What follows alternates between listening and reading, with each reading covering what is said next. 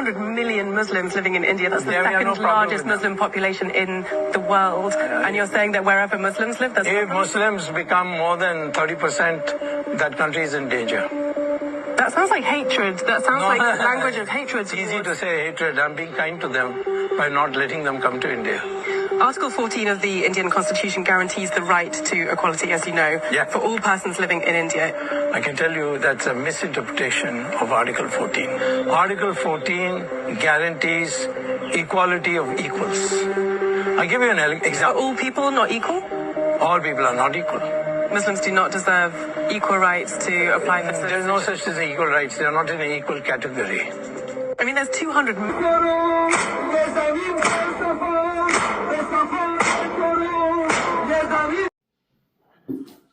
Now, before we discuss England, we have to discuss what's been happening in the UK this week. The UK is done, as you've just heard there in India, as the guy said, when Muslims become more than 30% of the population, it's over. The UK officially is on 8% or something rubbish like that. It's probably 20%, okay? Because obviously no Muslim is going to report on their stupid sentence that they're Muslim. Tons of illegal immigrants they have no idea about. We've had legal migration of 1.5 million a year since the last census was taken, and that's every year for like 5 years since then. Last census taken in 2020. Yeah, it's 20%. Okay. The UK has reached a point of no return. We've got Ramadan lights now in London, the only Western country that allows Ramadan lights. The UK loves to love, oh, France is so Muslim, oh, Germany. No, the UK is 20 times. They've taken over because there's nothing there. There's an empty void of nothingness in the UK. It's so woke. There's no religion. Everyone knows the UK literally is the lowest in any religion. I'm saying Christianity. There's nothing. Now it's more double the amount of atheists, right, than Christians in the UK. The Church of England this week, they have a festival called Ash Tuesday. I don't know what it is, but apparently it's a big thing for Christians. Great. Church of England didn't even put out on its packed website, didn't put out one thing about that day, and actually talked about how Christians should help for climate change. That's what they put up on one of their big days, right? Now, you got Ramadan lights in central London, with the mayor of London lighting it up, so proud. But it's got worse. Every year it creeps worse and worse in the UK. This year, I mean, I was truly shocked.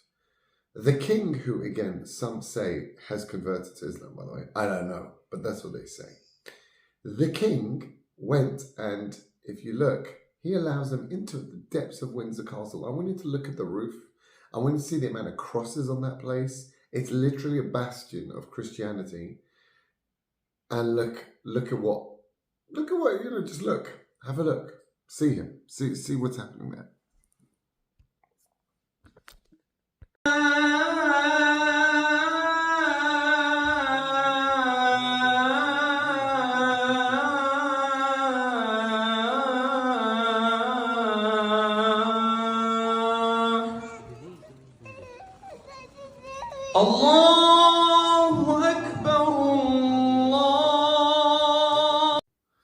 And if that wasn't bad enough for you, it got worse, because the Prime Minister, Keir Starmer, actually allowed them into Westminster Abbey, the cradle of Christianity in the UK, a cathedral, essentially. Allowed them again to break their iftar fast or whatever. I didn't know these words. I'm saying iftar. I didn't even know what it was 5 years ago, right? You're telling me stuff that I now know because it's just so freaking used in the UK. It's like, oh, yeah, iftar, Eid, like, yeah, Ramadan. Yeah, I mean, I know all the laws. In a kid's school, 50% of their religious studies is now Islam. Right? It doesn't matter which school, 50% is Islam. The UK has adopted as its state religion Islam. That's basically what I see. I don't see anything, again, I'm not Christian, but I've never seen a country adopt its flag, its crosses. That's what it is. It's all been dumped.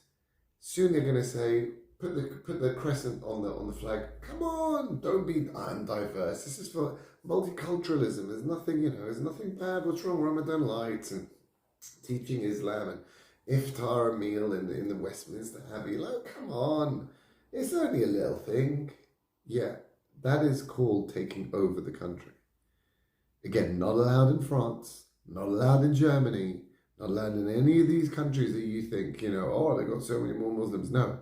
The UK has allowed them into Windsor Castle and to Westminster, and Keir Starmer going to speak to them as well in Westminster Abbey. What the heck is going on with that country? Let's have a look at a typical London street. Why don't we? Let's go. Chief and then the rest do not be fooled. Our brothers and sisters are being targeted and bombarded. And who are supporting this? They are Lidl, they are Tesco, they are Zara, and then these are 4 companies that are...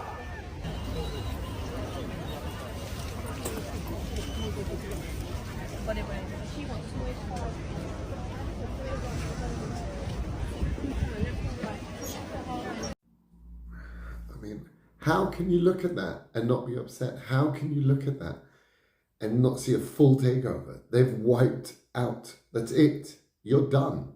Your birth rate, the white birth rate is below 1, which means every generation is basically halving.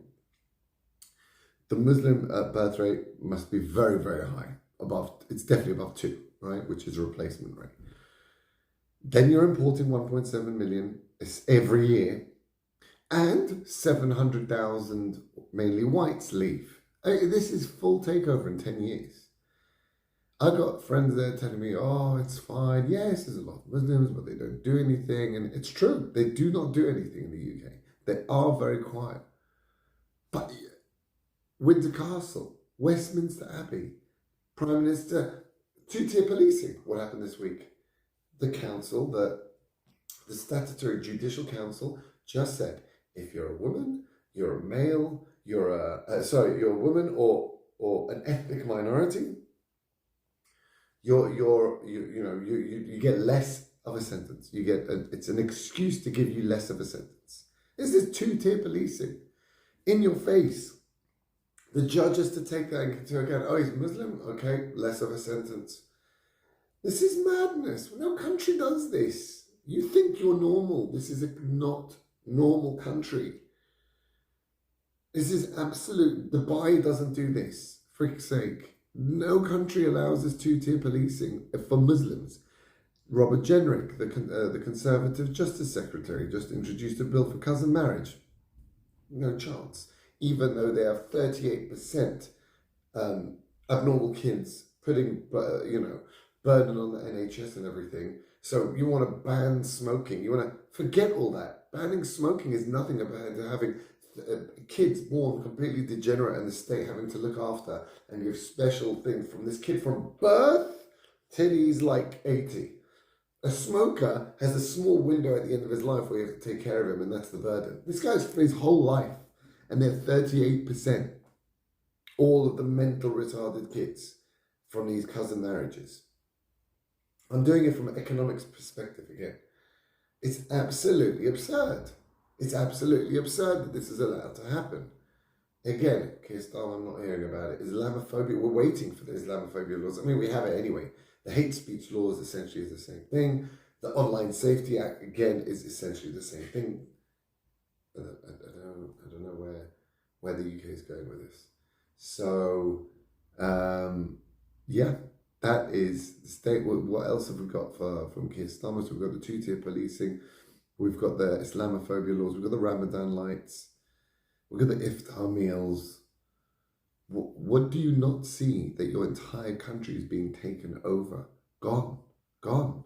It's not, there is nothing Christian about it. There's nothing British about it. The only things going on there, the only novel, new things going on there are these things, right? And that's it. You can't mention holy anymore. You can't mention Christmas anymore. Happy holidays. What the heck is wrong with you people? Anyway, that's just my thoughts.